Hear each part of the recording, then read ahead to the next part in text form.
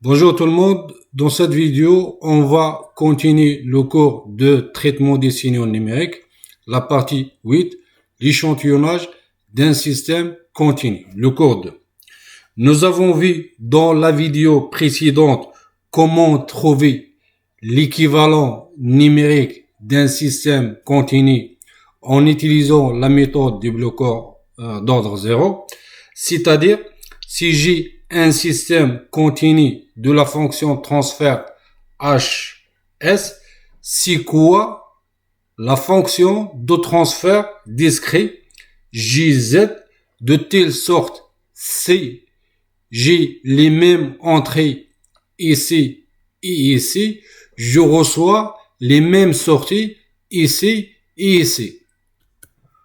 On a dit aussi dans la partie 7 qu'il faut pas faire cette erreur faite par beaucoup des étudiants, c'est que la fonction de transfert JZ égale à directement la transformer en Z de H de S. Parce que cette méthode, elle amène beaucoup des erreurs. Donc, il faut pas faire cette erreur.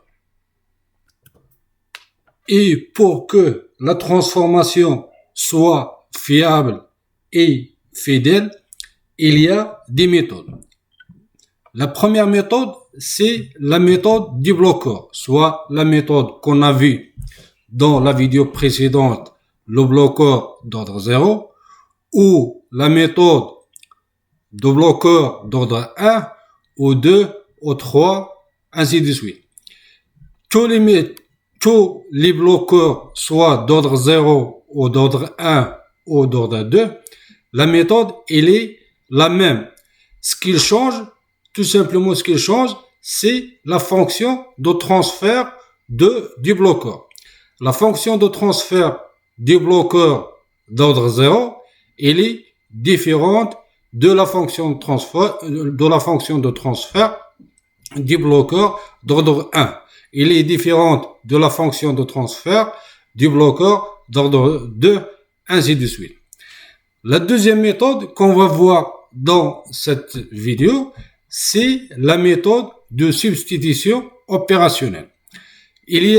Dans cette méthode, il y a plusieurs façons. La première façon, c'est la façon d'Euler, ou la façon de Thorsten, ou la façon de Halejak, ainsi de suite. Il y a plusieurs façons pour faire la méthode de substitution opérationnelle. La troisième méthode qu'on va voir dans la vidéo prochaine, c'est la méthode linéaire à pas multiples. Ou la quatrième méthode, la méthode de range-quota. Cette méthode, comme j'ai dit dans la dernière vidéo, c'est une méthode qui est puissante, surtout pour les systèmes non linéaires. Pour cette méthode, il y a plusieurs façons. Il y a la méthode de range-quota d'ordre 1, il y a la méthode de range-quota d'ordre 2, 3, 4, ainsi de suite. Plus l'ordre de cette méthode il augmente, plus la précision il augmente. La méthode de substitution opérationnelle. L'avantage de cette méthode, il est simple, surtout au niveau du calcul. On a vu pour la méthode du bloqueur d'ordre 0, il demande beaucoup de calculs, surtout pour calculer la transformée en Z inverse. Pour cette méthode, on n'a pas besoin de calculer la transformée en Z inverse. Mais cette méthode, elle a des inconvénients, surtout que la stabilité du système n'est pas garantie. C'est pour ça, pour utiliser cette méthode, il faut bien choisir la période d'échantillonnage. L'astuce de cette méthode, en remplaçant chaque intégrateur 1 divisé par S par une fonction ou une approximation discrète en Z. Exemple, c'est f de z, c'est une approximation de l'intégrateur de 1 divisé par s. Dans ce cas, je vais aller à la fonction de transfert continu et je vais remplacer chaque 1 divisé par s par f de z. Chaque 1 divisé par s à la puissance 2, je vais la remplacer par f de z à la puissance 2. Ainsi de suite, si j'ai 1 sur s à la puissance n dans la fonction de transfert continu, je vais la remplacer par f de z à la puissance n. Pour la méthode $ avant z. Dans cette méthode, l'approximation de l'intégrateur, c'est z moins 1 divisé par la période d'échantillonnage. Donc, je vais aller à la fonction de transfert continu et je vais remplacer chaque 1 divisé par s par z moins 1 divisé par t. Chaque 1 divisé par s à la puissance 2, je vais la remplacer par z moins 1 divisé par t à la puissance 2. Chaque 1 divisé par s à la puissance 3, je vais la remplacer par z moins 1 divisé par t tout à la puissance 3, ainsi de suite. Pour la méthode $ retardé, je vais remplacer 1 divisé par s par tz divisé par z moins 1, 1 divisé par s à la puissance 2 par tz divisé par z moins 1, 1 divisé par s à la puissance 3 par tz z moins 1 à la puissance 3, ainsi de suite. Ici, nous avons, ici, c'est 2. C'est pas 1. Pour la méthode de Stokeston, je vais remplacer 1 divisé par s par t, la période d'échantillonnage divisé par 2 multiplié par z moins 1 divisé par z plus 2. De la même façon, pour 1 divisé par s à la puissance 2, 1 divisé par s à la puissance 3, ainsi de suite. Exemple. J'ai une fonction de transfert hs qui est égale à s plus 20 divisé par s à la puissance 2 plus 3s plus 20. Donc, c'est quoi l'équivalent numérique de cette fonction de transfert gz en utilisant la méthode $ retardé? La première étape consiste à chercher la puissance la plus élevée dans la fonction de transfert continu. La puissance la plus élevée, c'est s à la puissance 2. Donc, je vais multiplier le numérateur par 1 divisé par s à la puissance 2 et le dénominateur par 1 divisé par s à la puissance 2.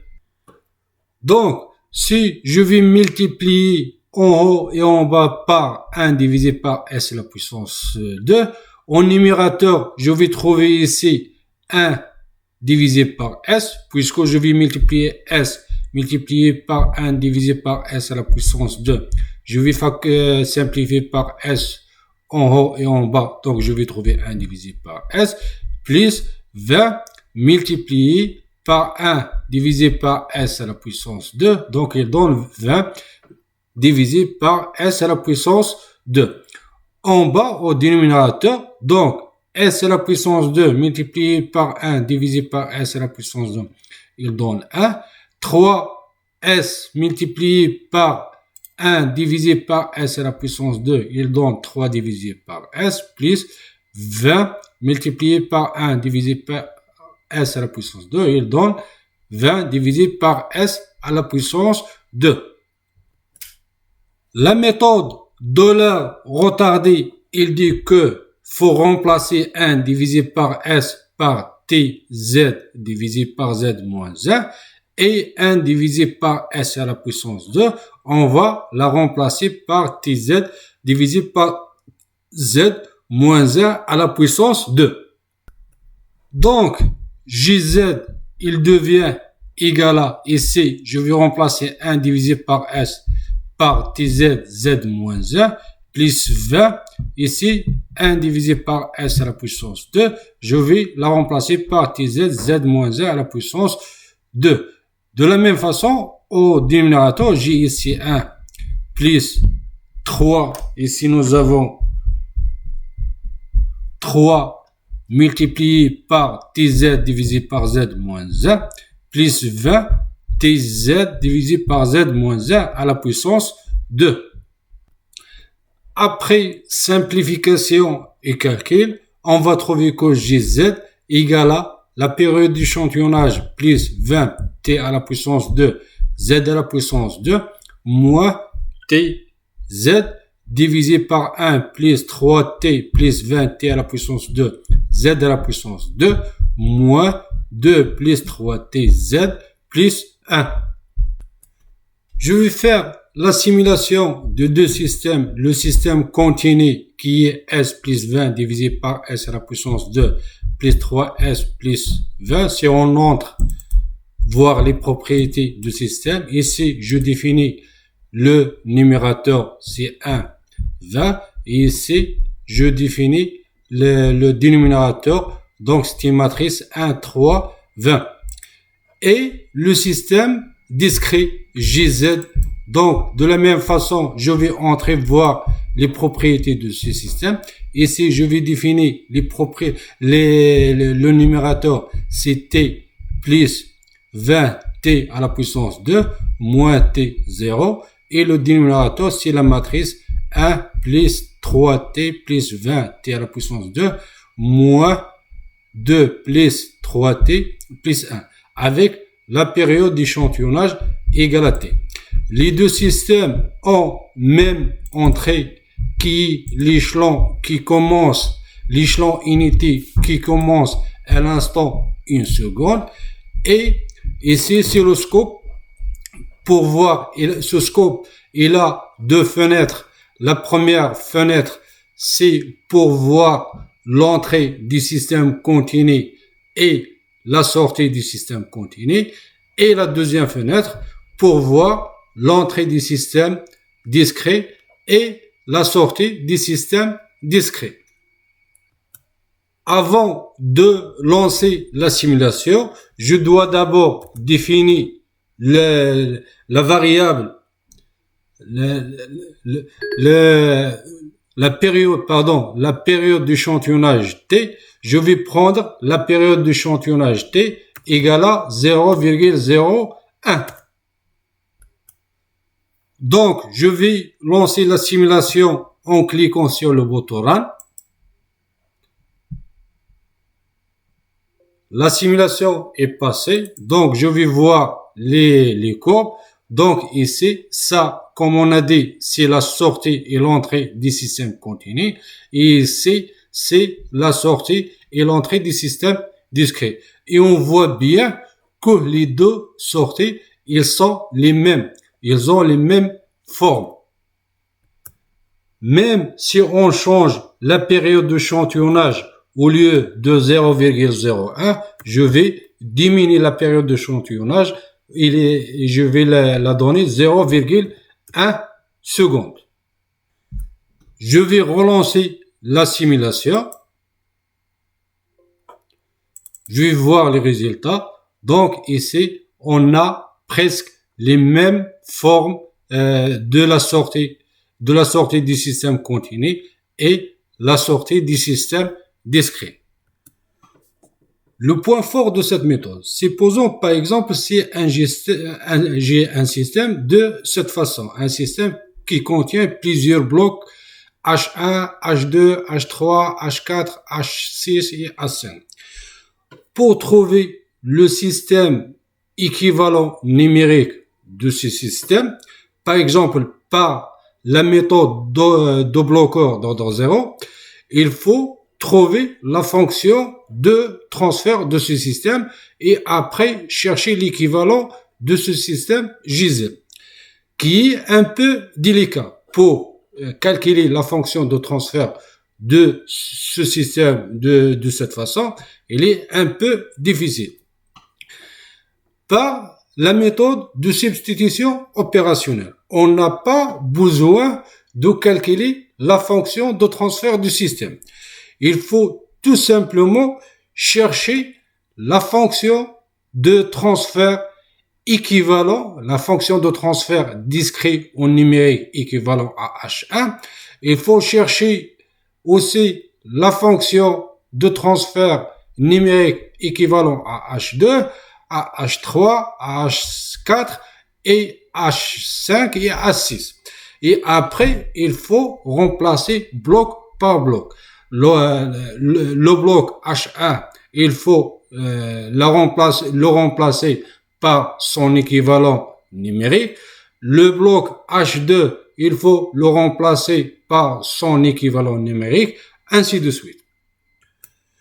Je vous donne un exemple. Supposons que j'ai un système de cette façon. Ce système qui contient deux blocs. Il contient un correcteur PI de constante KP égale à 1 et de constante d'intégrateur KI égale à 8. Avec une procédé de fonction de transfert 4 divisé par S plus 2. Donc, c'est quoi l'équivalent numérique de ce système en utilisant la méthode de substitution opérationnelle, la méthode dollar retardé. L'équivalent numérique du correcteur PI par la méthode dollar retardé. Donc, PI Z égale à 1 plus 8 multiplié par 1 divisé par S. 1 divisé par S, on va la remplacer par TZ divisé par Z moins Z. Donc, PIZ égale, après calcul, je vais trouver PIZ égale à 1 plus 8 T, la période d'échantillonnage fois Z moins 1, divisé par Z moins 1. Pour l'équivalent numérique de la fonction transfert HS. Donc, nous avons HS égale à 4 divisé par S plus 2. La puissance la plus élevée ici, c'est S à la puissance 1.